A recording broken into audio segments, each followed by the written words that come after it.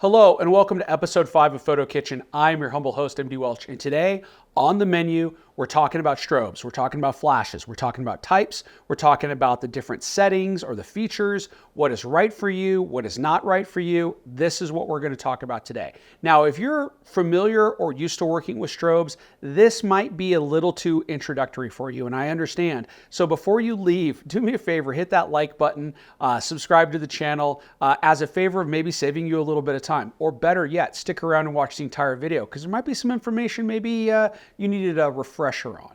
With that being said, we're going to talk about the types of strobes, their features, the pros, the cons, and maybe what is the right strobe to either start your career with strobe or flash photography or add on to your current set of strobes or flashes. So let's dive right in. First flash that we're going to talk about is the hot shoe flash. It gets its name because it goes into the hot shoe of your camera.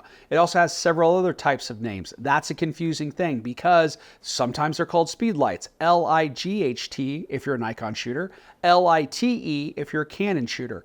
Some people will call them small flash. Some people will also say they're off-camera flash, although all flash, once it's not in the hot shoe, is all off-camera, but neither here nor there. I call it a hot shoe flash because it primarily was designed to go into your hot shoe. This is the light of choice for those of us that are doing event photography, wedding photography. You're on the go, you need a run-and-gun unit. You need to be able to fill in the light, create some nice creative things, but you don't have time to drop a light stand down. You want to be able to swivel or tilt this head, bounce it into a ceiling, bounce it into a wall, and please don't ever buy a hot shoe flash without a swivel tilt head. They're useless. Just spend the extra money, get that head that swivels and tilts. Now, these are very powerful strobes on your camera. But off your camera, these strobes or flashes, because they're the same thing, are also very powerful because almost all of these units now have some sort of wireless technology. So they could go off camera, hence the term small flash, because now it's no longer on a hot shoe. And the beauty of the system is I could put it on a light stand, put a modifier on it, put a transmitter on my camera, and have some really beautiful light with a very small, compact flash. And many photographers, including myself, well, at least I hope including myself, have made some really nice photos with these small flashes. They're lightweight, they travel well. So what's their cons? Well, first of all, the small lightweight package also means they're not that powerful. You're not going to be overpowering the sun. You're not going to be turning day for night unless you have a lot of these flashes. I've worked with a lot of them before, but a lot of these flashes can cost you a lot of money. Also, another con can very well be the fact of modifying them themselves. It's hard to put these in a traditional softbox or a large octabox or a beauty dish without some sort of modification. Now, some companies, ProPhoto, which I am a ProPhoto shooter, that's not an endorsement.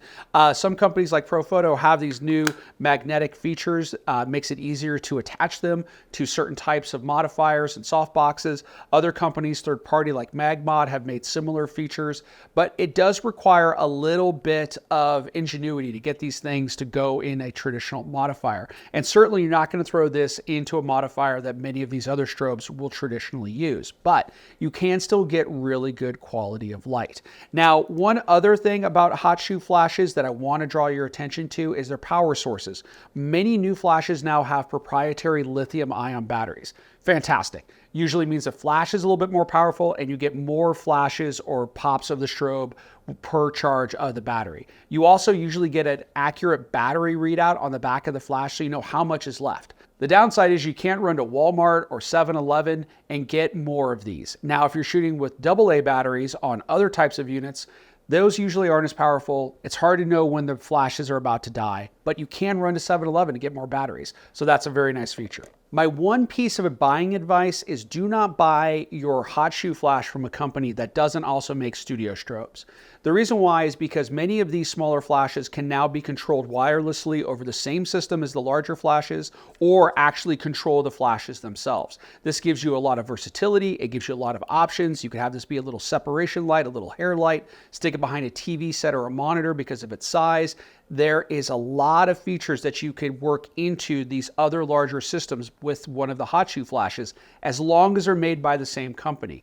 Nikon, Canon, Sony, they all make great speed lights, but it is really difficult to get this system a Nikon system to work with ProPhoto or a Canon system to work with Godox. You want to match up apples to apples and oranges to oranges. You do want to make sure though, when you're buying these units, that they do have that wireless system and they're working with a similar wireless system from the same company. Some companies, you know, the lower end lights might not have the same features. So just double check, but it is a great way to extend not only your purchasing power, but also your versatility as a photographer. Next up is the Monolite. Now the Monolite gets its name because all of the controls, the flash, the modeling light inside, the controls on the back, the capacitor, the stand adapter, everything is built into this unit. The only thing that you need to plug into this particular one, because it is AC or wall power, is a cord going into your outlet, and that's located right here.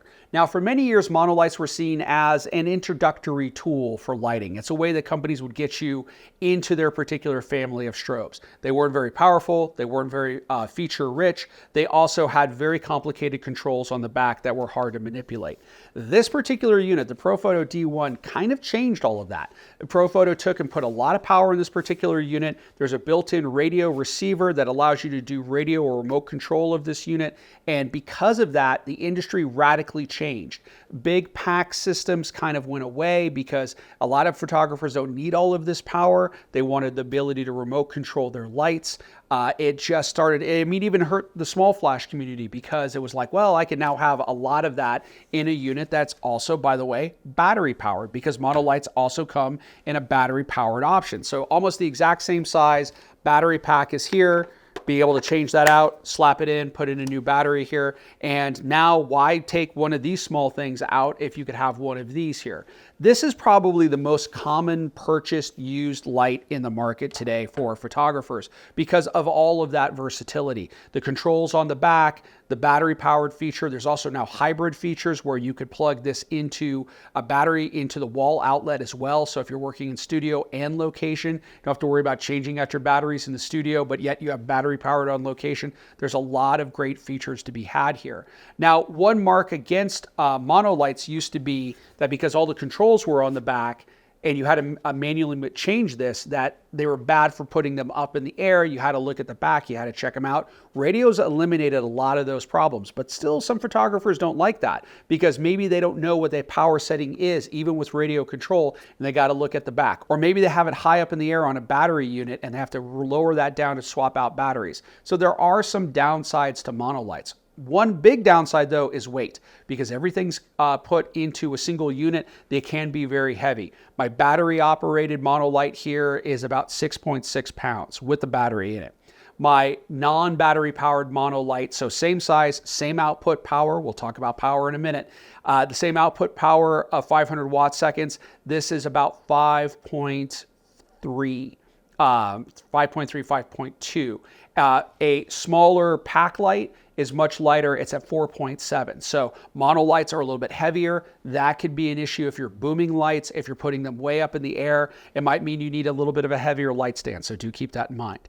Now, monolights are also changing. I already mentioned hybrid power, but they're also changing in size. This is a little ProPhoto A2. And even though some people might disagree with me on this, this is a monolight. All of the power, all of the features, all of the controls are built into here. It has a little modeling light. If I need to do a little modeling light here, I have that. You don't usually see modeling lights on hot shoe flashes. This one does, but not a lot of them do, although the modeling light on this is pretty weak. Not much better on here, to be honest with you, but it is better than nothing if you're in a pinch and you need to be able to light up something because you don't have a light in a particular room. Modeling lights on these units are either going to be halogen for older units that are wall powered or LED for newer lights, and the modeling lights on the larger units are far more powerful as well. But you have a lot of features here, but they are changing in size. They are getting smaller. Of course, smaller sizes usually means a little bit less power, but not always. You always want to check the stat sheet or the spec sheet to see what's available to you. But monolights, super easy to use, super easy to set up.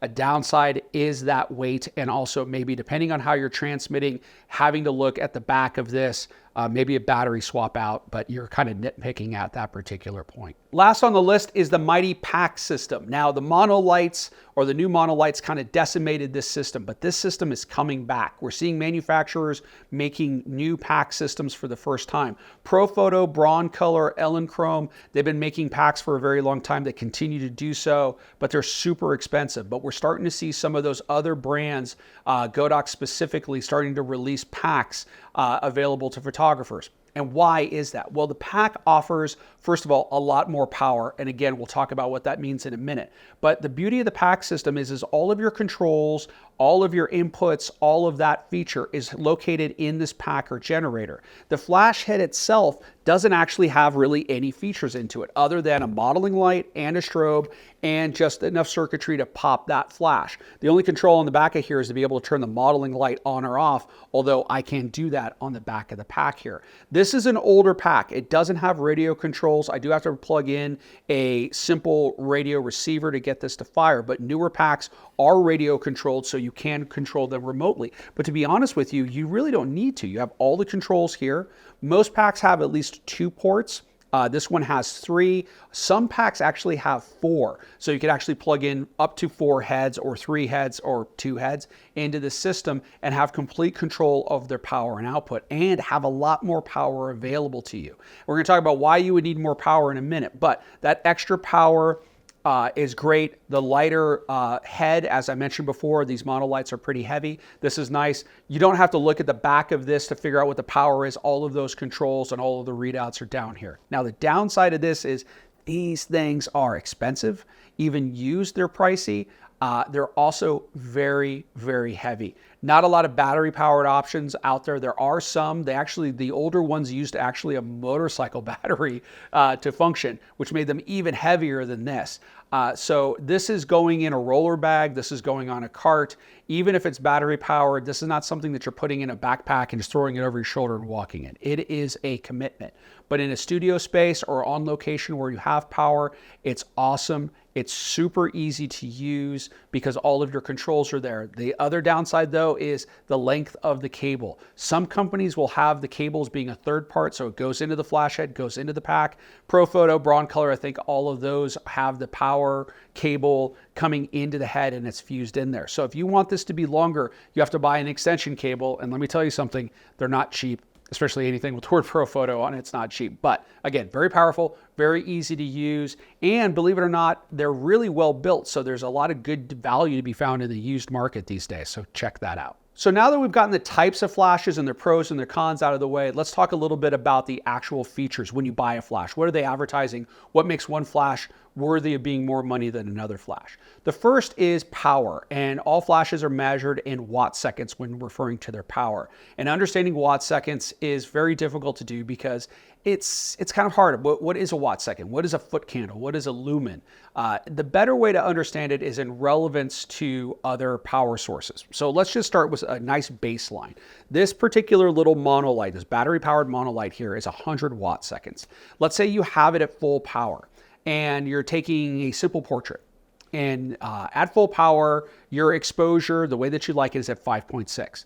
But all of a sudden you realize you need a deeper depth of field. So that means you need to go from maybe 5.6 to, let's say, f8.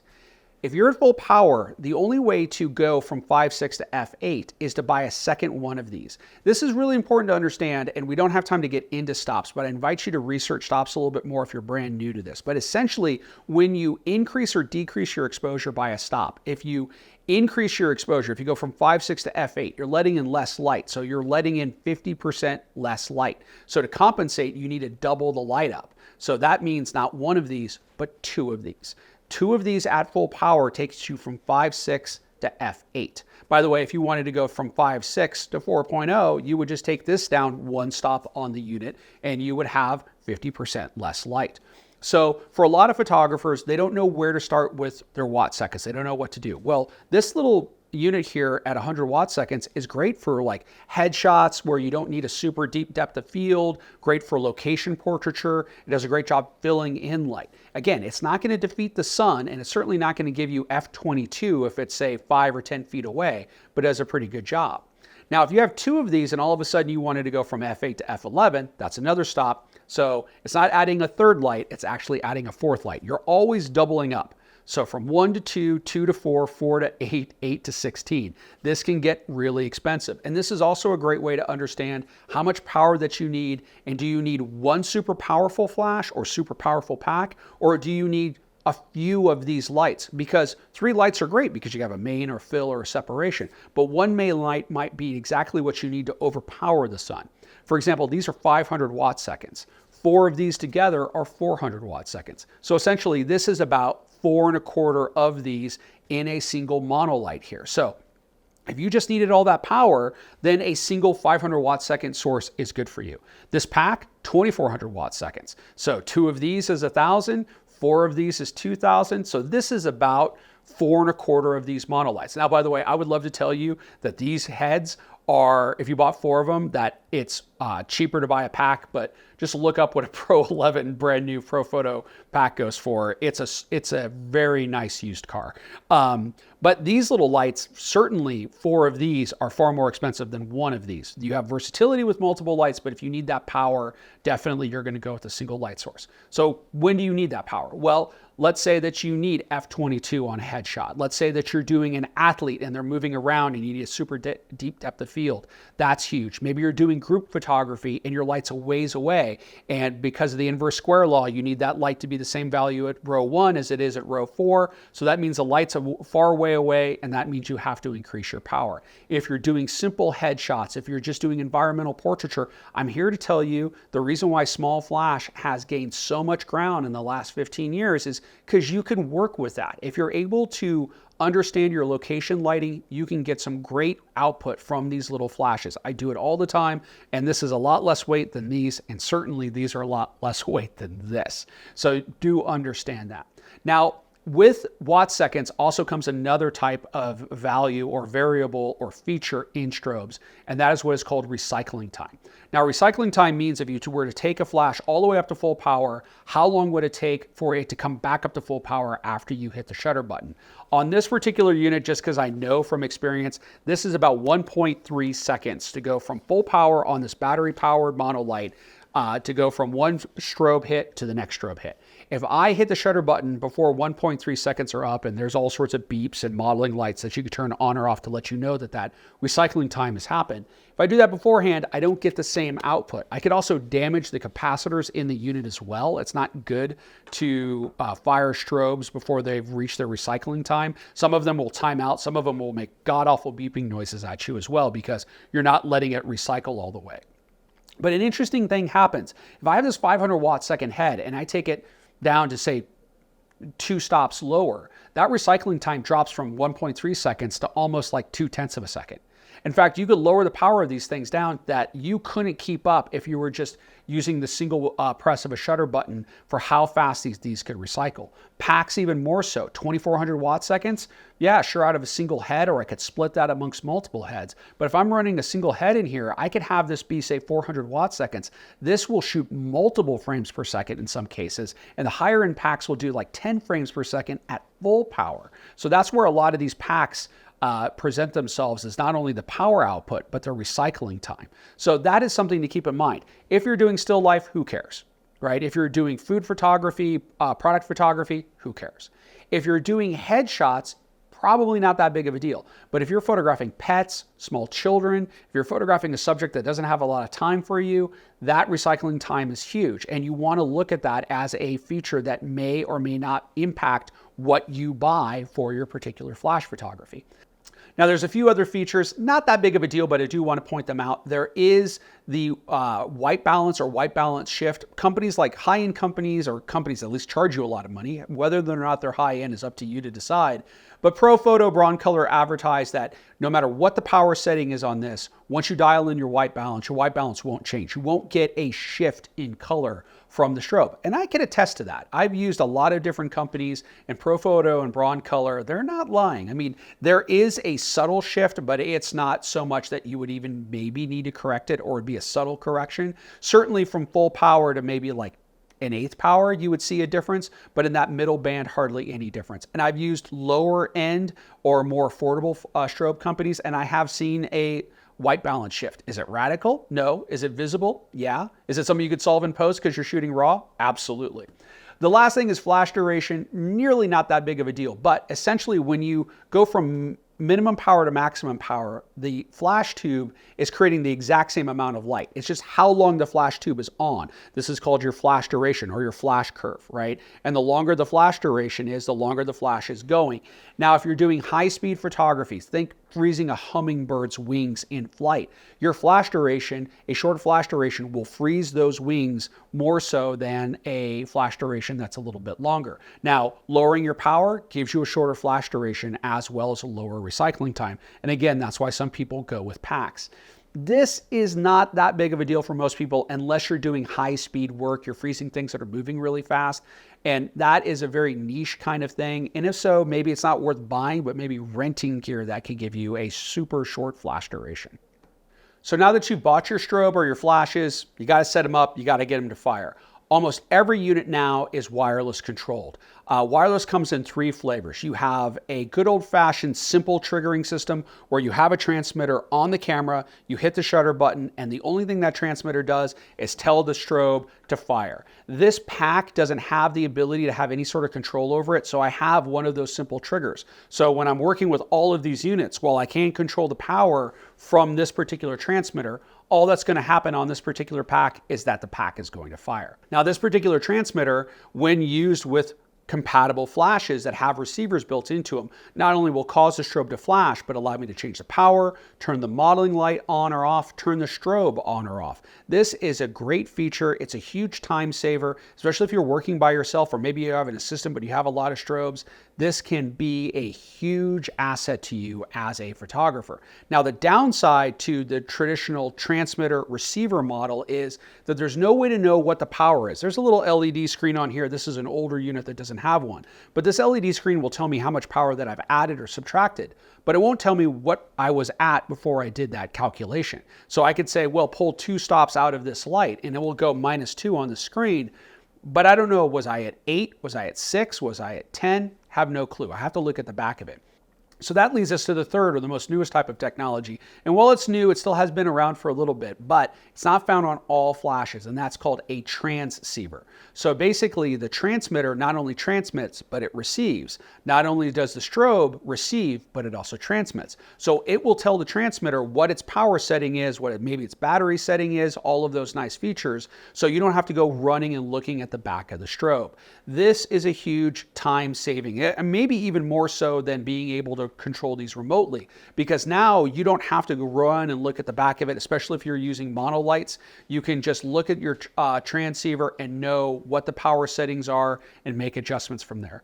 Transceivers, you have to make sure that your transmitter and your strobes are compatible, that your transmitter on your camera is a transceiver, as well as having a transceiver built into the unit. That's not an add-on feature. The only thing you could add on to a strobe is a simple radio receiver. That's it. If it doesn't have controls to be built in to be controlled over wireless, you're not going to be able to make any changes to power, but firing it wirelessly is going to be key. So no matter what technology that you've landed on, you still have to do a little bit of a basic setup. The easiest thing to do is get your channels right. On your transmitter that goes on your camera, you want to make sure that the channel number is the same as all of the other strobes that you're using. Regardless of the type of technology out there, they have to be on the same channel. Think walkie-talkie, think a CB radio, right? So my recommendation is never to be a channel 1, go to a different channel. That way you're not at channel 1, and if you team up with another photographer, you're firing their strobes or they're firing your strobes. I've actually seen it happen in studio spaces where there was a photographer just across the way in a different studio space, and they were firing the strobes because these radios are actually pretty powerful as far as their transmission distance. Now, if you have a transmitter receiver option or a transceiver, not only can you fire the strobes remotely as long as you're in the same channel, but you could actually change their power. And the secret to that is putting them into separate groups. Most basic strobe companies will give you groups A, B, and C. Some companies will give you D, E, and F. Even more so will go down the line. The power of having a strobe in an individual group is that if I put this into group A, and I put this into group B, they're in the same channel, by the way. Let's say channel 3. Group A, I could change the power on group A and it changes this strobe, but doesn't change this strobe. If I change group B, doesn't change this strobe. But let's say that I had 2 of these units. As we mentioned before, maybe I need to double up on power and I actually have a second flash. I could put both of these strobes next to each other and put them both into group A so I could change their power. Or maybe a traditional separation light setup where you have a strip box to the left, a strip box to the right. They're the exact same type of strobe, always key for that setup. And you have them in the exact same group so you could raise or lower that power. Having things in separate groups just gives you more control. If you have a single light, groups don't do you a lot of good, but the minute you have more than 2 lights, you want to start working with groups because they just give you individual control and make your life a heck of a lot easier. Now, you'll see on some of my units here that I have letters on the actual strobes. Those don't refer to what groups they would actually be in. It's just so I know that if this unit goes down, it's unit E, because I number my batteries, I letter my strobes. Now, what I will do though on shoots is once I start to get things set up is I'll take a little piece of gaffer's tape, I'll put it on the stand, and then I will put like a letter on there. So, oh, this is the main light, that's group A. This is the fill light, that's group B, and I'll leave it on there. That way, if I'm assisting somebody or I have an assistant, they know what groups things are in. So if we have to make a change or something's not working, we can kind of decipher what's going on. You're setting your groups on the back of the strobes themselves, and then you're controlling those groups from the actual transmitter or transceiver, depending on your particular unit. My last piece of advice to you is probably one of the most important ones. You buy all of this gear, you get a new light or new lights, set it up, play with it, use it a lot. Photograph your pet, photograph still life, a bowl of fruit on there. You want to be able to pull this stuff out of the bag, set it up with your eyes closed. You don't want to have to be learning on the job. So pull it out, set it up, learn how to use it, put it all back into a case, pull out it again, set it up. Do this over several days or weeks. Constantly be using your gear because it's amazing how just one little thing being off, you didn't realize you're in the wrong channel. You changed channels and you didn't realize it. You're in the wrong group. You forgot to turn on wireless on one of these things. It set an optical slave, something like that. One of those things can throw you off so much that you get so frustrated that you can't concentrate on your photography. So you absolutely want to practice with this over and over again to the point that you don't have to think about it and you can enjoy and like taking pictures with your new flashes and or strobes. Speaking of liking, I hope you liked this video. If so, please hit the like button. Please subscribe to the channel if you haven't already done so. Share this with your fellow photographers, those that are interested in flash. Check out the rest of our channel. We have additional videos on strobe, on post-production. And until next time, I'm MD Welch, wishing you all the best from PhotoKitchen.